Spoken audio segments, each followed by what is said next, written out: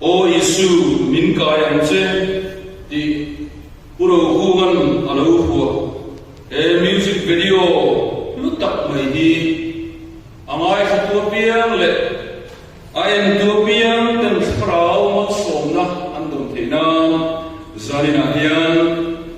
pathian dingin release lakam mat som sen trong china kanenga chumi zuwa chuan lalwa kan pa min mangai tu kan tan hian ni van shai ni van duem zanin thenan ma fakle choi moina nang ma rong bol theina hun sha min la siam sa min la bang duwa zanin thena he hu ro pui tak min la siam sa wang hian kan lo mo lo thu kan swe biar men swe la sitten an rong bol na nang ma fakle choi moina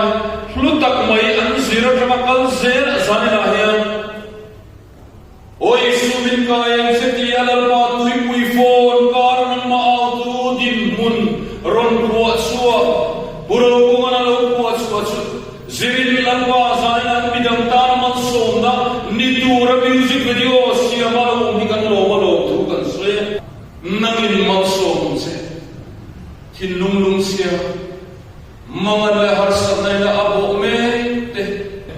lama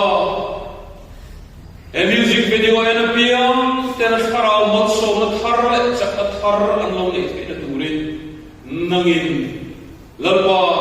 answa na muna piyang ng roning buwang so ayan Bapak Yesus Kristus amin kudakan ng tane amen